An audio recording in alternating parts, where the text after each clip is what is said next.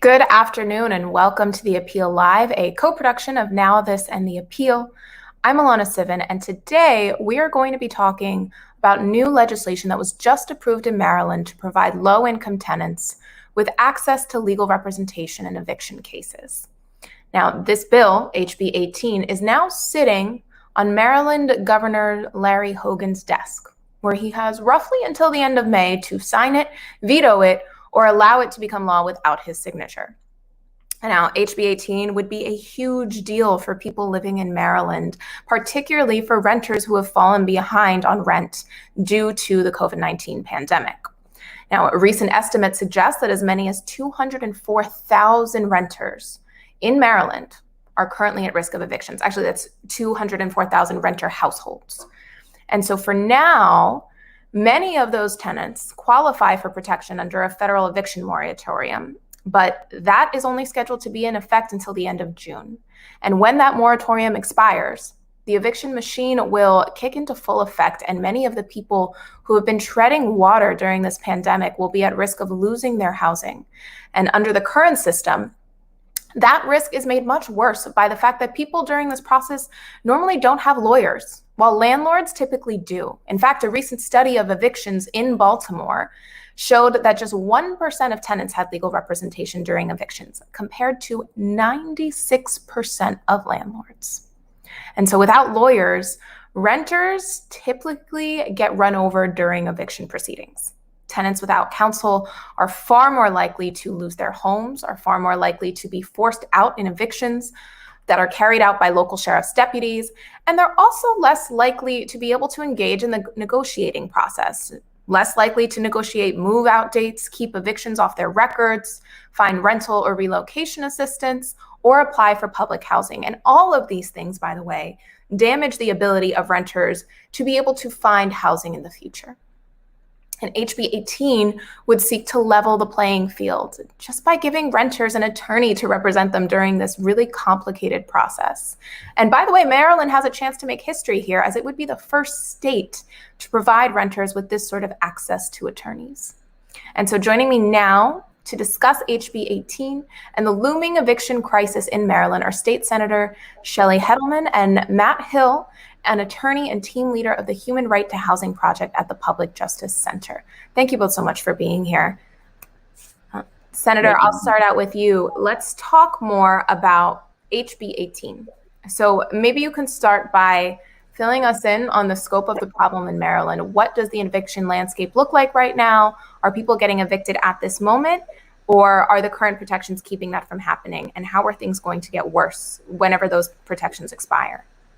So as you stated, we have a CDC moratorium in effect, and we also have a statewide moratorium in effect on evictions. However, we know from experience that nearly 3,000 households have already been evicted.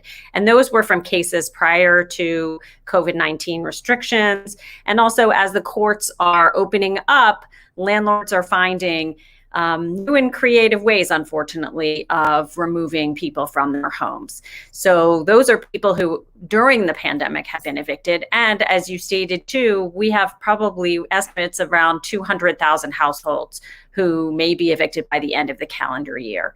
So the CDC moratorium is lifted in the summer, and our governor's moratorium has been renewed, but we never know when that will go away. So the courts have reopened just within the last month and a half or so. So these cases now are moving their way through the system, and we will see. But we are quite concerned that thousands of people are potentially in line to be removed from their homes. And that is not a situation we want to see. And we have tried to put some protections in place through this bill. Matt, I want to get you in here because the senator mentioned that there's been 3,000 evictions already, and also talked about, I can't remember the wording used, but you said something like tricky ways that landlords are using to try to get around this, around the protections. Matt, can you talk about what some of those tricky ways are? What some of those tricky ways are? Yeah. Sure, and I think that some of them really reinforce the need for a right to counsel in eviction cases. For instance, the CDC order and the governor's order are not really moratoriums. They're affirmative defenses that a tenant has to raise and show that they're qualified for. So they have to show that their income is this. They have to show that they've applied for rental assistance. They have to show that they've had a substantial loss of income due to COVID, usually with documentation.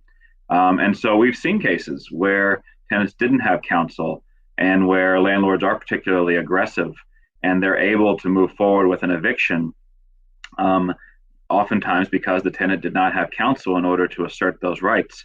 There are also certain loopholes in these orders.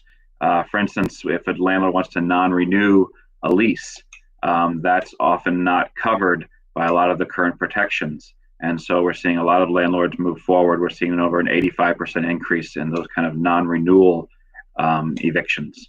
And so that's another significant issue that we need to address. Right to counsel, though, is about enforcing the legal protections that do exist. And so it's a type of law enforcement that is actually look, you can pass all the laws you want to on the books. If you don't have someone to actually work with folks most impacted to enforce the law, then it is not going to be effective. Right now, where in order to be able to assert your rights, you sort of have to be able to finesse the legal system. I mean, even me as a lawyer, I don't know if I'd be able to do that. And so I'm curious to hear from both of you. Who have you been seeing is the most hurt and affected by this system? And also who's benefiting? And on this one, I'll start with you, Senator. Well, I certainly have seen and heard from constituents who are really concerned. Their job hours have been cut back. We had a woman call who had run into some problems before, was really concerned about her credit history. She was laid off from her job. She couldn't pay and didn't even really want to wait to see what potential defenses there were for her, and was going to clear out of her apartment because she just was really concerned about another mark against her credit report. And any adverse consequences it could have on her ability to rent in the future. So she was moving out, and that's really concerning in the middle of a public health pandemic. Matt, I'll turn to you as well. Yeah, I think that's right. I mean, we're seeing all sorts of folks who maybe their hours were cut back to half-time for a while, and then they were laid off, and then they were hired half-time. They didn't qualify for unemployment for some reason, or their unemployment application has been kind of lost in this limbo that so many folks in Maryland are facing.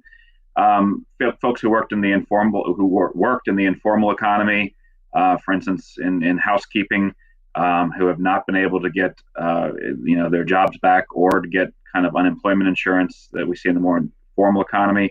We know that these evictions are having a real disparate impact on Black and Brown communities in Maryland. We know that 31% of Black renter households and 36% of Latinx renter households are facing eviction, compared to only 11% of white renter households. And so it's our Black and Brown communities that are disproportionately subject to eviction. And I do think that law enforcement is critical here. Normally we think of law enforcement as having this disparate impact on Black and Brown communities through policing practices that target those communities. This is a way we can do positive law enforcement in a way that actually uplifts Black and Brown communities and defends folks against evictions that are having that disparate impact.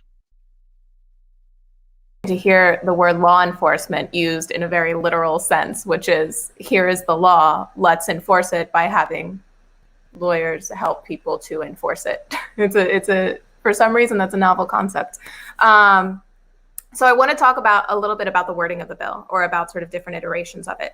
I know originally it called for a right to counsel, but was then amended to provide an access to counsel. So talk about that distinction, and if it matters to renters seeking legal help, and how. Senator, I'll start with you again. So it did start with that. And the language in the bill and was changed. It was changed by some of my colleagues who were concerned about having renters come to court and there not being enough lawyers to be able to be provided for them. And then they were concerned about the agency that would be responsible for providing those lawyers, whether then, if they couldn't provide them, would they have to go into the budget of that agency in order to get more funding to find the lawyers, whether it was a right like it is in criminal law. And we actually, through the legislative process, we had consulted with the Attorney General's office and got an opinion on that. And the opinion actually said it was more about a right to access to counsel, so that that agency wouldn't be on the hook for their larger budget if there weren't lawyers there to be provided, and that someone wouldn't have to waive their right in order to have this access fulfilled. So I think when we were coming down to it, my colleague who proposed the change, when we talked to the council and the chairman, I think they felt like it was really going to be providing the same kind of access that would be provided with the other language. Although I will say there is language in the bill that says shall get a lawyer. So that is, and it's also similar to language that is being used in other jurisdictions that have right to counsel right now. So we're going to have to, and Matt can talk about this in his representation kind of going forward, what he expects. But I think that we're going to have to see how the courts and judges interpret it when the right is suggested in process. So we're proud that we're the first state to do this statewide. We hope that the governor will sign it or let it go into law. We do have a veto-proof majority in both the House and the Senate if he doesn't. And obviously we're in session only 90 days. We'd have to wait until next January when we go back in session, or if we have a special session for redistricting, it's possible we could, take up a veto then. But we're hopeful that this will still make a very substantial change in the lives of thousands of tenants who will be provided counsel in these really complicated processes. And I understand there was another bill, HB 31, that would have had the potential to expand the assistance that could have been provided. What happened with that? Was that sort of looped in with this change? It was a funding mechanism. It was a piece of legislation that was proposed by our Attorney General, who looked around and saw that that landlords were really using our process in Maryland, which is different from a lot of other communities' processes, as an extension of their business practices. Our filing fees in landlord-tenant issues are substantially lower than other jurisdictions. So even than our neighboring states. So it costs between $15 and $25 for them to go into court and to file an eviction. And in our state too, up until now, in this bill, we provided a 10-day notice. But until now, there's been no notice provision for the tenant. So if your rent is due and the landlord can, file the next day for eviction. So it was a cheap way of allowing them to move the process forward. And I would say, and I think he would say, heavily imbalanced in favor of the landlords. And so by raising the fee, and there's been some research that has demonstrated that raising the fee can provide a disincentive to landlords to go ahead and file for eviction so quickly, and an incentive for trying to work out a process and trying to really kind of dig down and figure out why is it that the rent is late, and what is it? How can we get to you paying me my rent and you being able to stay in your housing? So that bill would have raised the fee and would have the proceeds from that would have gone to a right to counsel fund that we established in House Bill 18. It also would have we would have raised the district court and circuit court filing fees as well. And that funding would have gone to Maryland Legal Services Corporation, which provides legal services to low-income Marylanders for all sorts of different issues, including landlord-tenant. Is there a chance of that moving forward or getting some more traction next session? What do we think? I think next session that is a possibility, but the clock was ticking on our 90-day session, and we did not get it over the finish line. We passed it in the Senate, and it died in the House before midnight, unfortunately. So Matt, I want to turn to you. So the senator talked a little bit about what access to counsel will look like.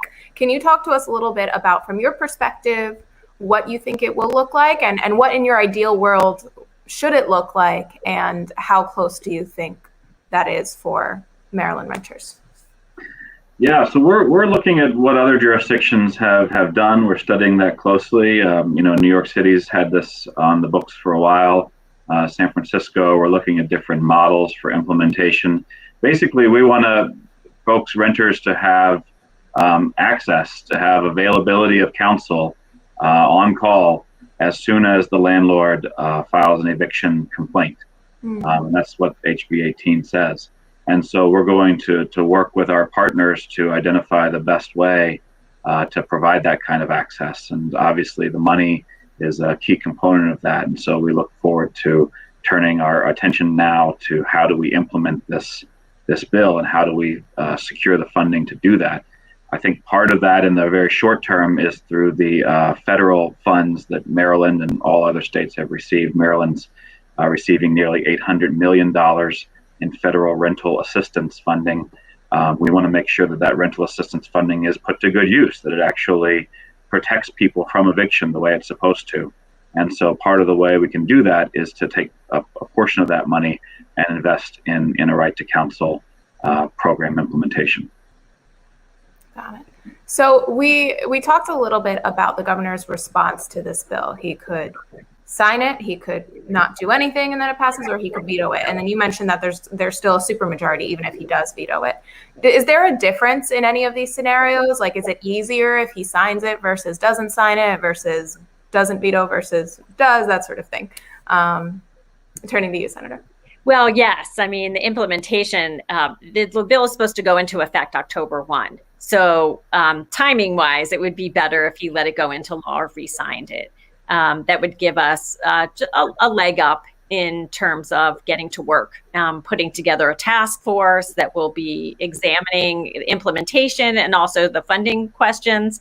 And so I think folks are ready to get to work now. But certainly it would help us if it went into effect October 1. Do you think that the legislature would call for a special session if he did veto it, or wait until next year? No, not just for this. Calling a special session is a pretty unusual situation in Maryland. So I think we would probably wait until the 2022 session. Got it. Okay. So I want to talk a little bit more about sort of the broader scope of housing in Maryland. So Matt, I know you've done a lot of work on housing issues. So talk to us about why you think it's been so hard to pass this sort of robust assistance, and also talk to us about what other protections are necessary and why it's been so hard to pass those as well. And actually, you both probably could comment, but I'll start here with Matt. Sure. I mean, there's just a massive problem of unaffordable housing in Maryland. And so trying to make sure that we have affordable housing that's habitable, that's fair, that's accessible. That's the goal, in my opinion, is a human right to housing that encompasses all of those aspects. And so it's really a massive undertaking. And when I say massive, I think it involves both legal rights as well as investments in new affordable housing. Maryland also, in the very recent past, also prohibited source of income discrimination in the state. And so ensuring that folks, particularly with vouchers, don't face a closed door solely because they have a voucher.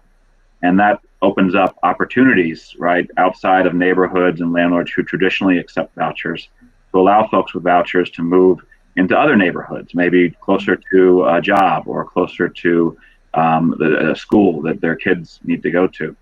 And so it's expanding those legal rights in that sense. It's actually making sure that we enforce those legal rights through something like a right to counsel. And then it's also about ensuring more affordable housing. So we have a huge affordability crisis. I don't have the number off the top of my head, but hundreds of thousands of families are paying, more than 30%, often more than 50% of their income toward housing. And so the state needs to examine its priorities. The federal government needs to examine its priorities and say, are we going to invest in true housing stability for all Marylanders, for all Americans? Are we going to invest, or are we going to allow, corporate tax breaks and other special interests to dominate our budgets? Right. I would say there's no question about that. There's a lack of affordable housing in the country, and especially in Maryland, and I would say especially in Baltimore. My own county of Baltimore County is under consent decree to develop more affordable housing. We unfortunately too have a history of redlining in our communities, certainly in the Baltimore area, and so there's a long history that we have to really work to overcome. The price of housing has gone up way more than the price of wages, than wages have gone up. So that has widened that affordability gap between housing and what people earn to be able to afford housing. So there are a lot of issues that we have to look at. Look, we've just gone through an enormous examination of kind of our relationship between the community and the police. There are other big societal issues, and I put this in that category that we need to kind of do a lot of self-examination too. How did we get to this place? And what is it that we can do? And how do we change our policies to address the real issues that affect so many thousands of Marylanders? So I want to turn to some polling. So according to polling by Data for Progress and the Appeal Lab, 73% of Maryland voters support a right to counsel for renters. So do you think that Governor Hogan and other opponents of this sort of legislation are aware that it's super popular, or do they just not care? First, I'm not sure that Governor Hogan is an opponent. So I wouldn't put him in that category at all. I am hopeful and optimistic that he will sign this, or he will let it go into law. He did a number of months ago did provide some legal assistance funds directed to help low-income Marylanders with landlord-tenant issues. So I'm cautiously optimistic that he will sign the legislation. I do know also that I believe he is attentive to public opinion, and that this data will, certainly be a factor in his consideration. So I have to say, I worked with the Department of Housing and Community Development on, and some colleagues in the Department of Budget and Management, and looking at what kinds of policies should be in place with regard to the millions of dollars that are coming into Maryland from the federal government. And it was a really positive experience. So I am cautiously optimistic that that this will go into effect in the next 30 days or so. Got it. That's good to hear. It was interesting hearing about sort of the opposition to legislation that required sort of a boost in funding.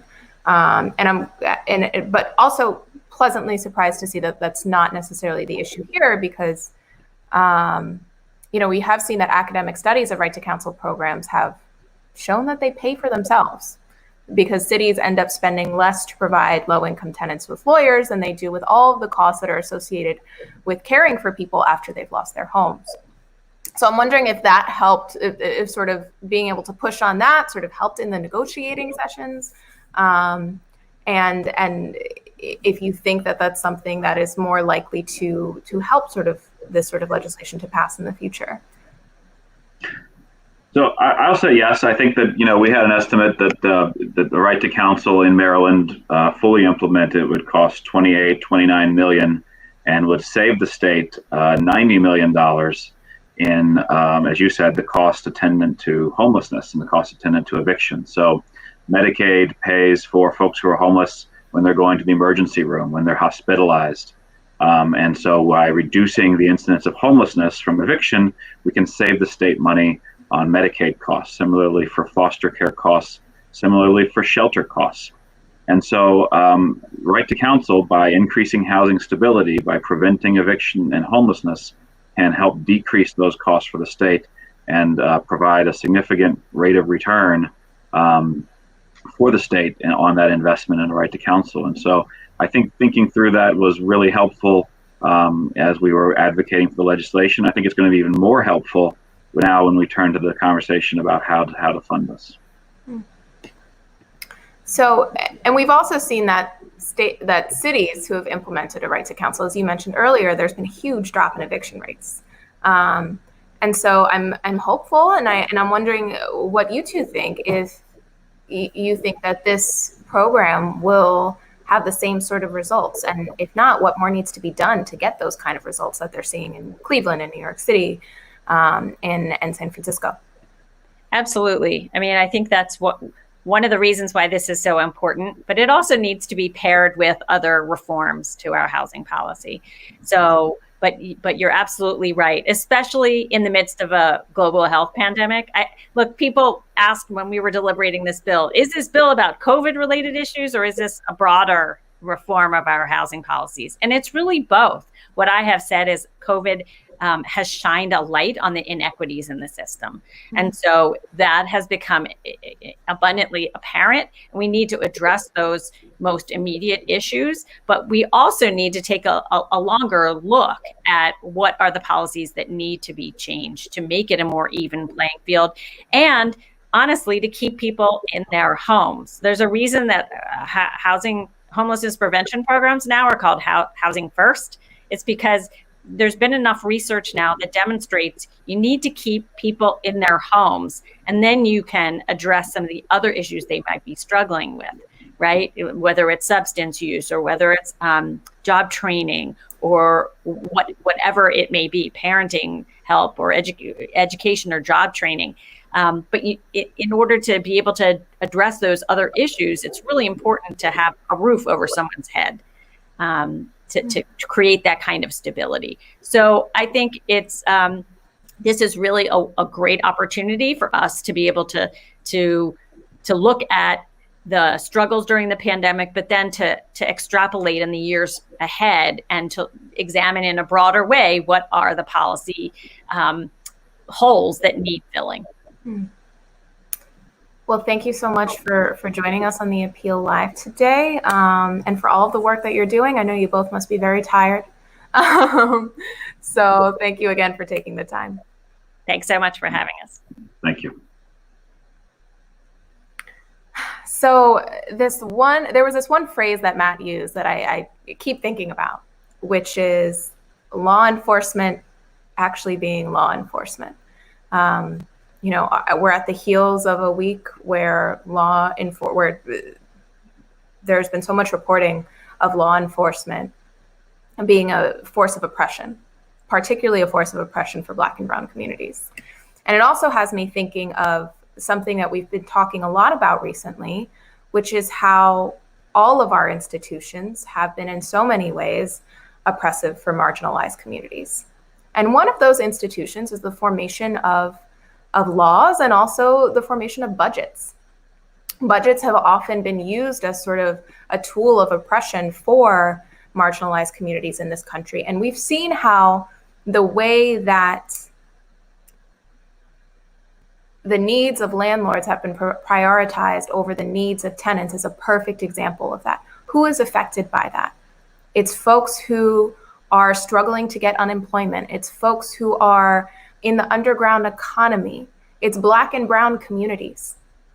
And so when we see the potential for a right to counsel to pass, we see that this is a step in shifting that sort of priority, in making it so that laws are used to help people who have for so long been oppressed in this country, and particularly in Maryland, who could be the first state to have groundbreaking legislation of this kind.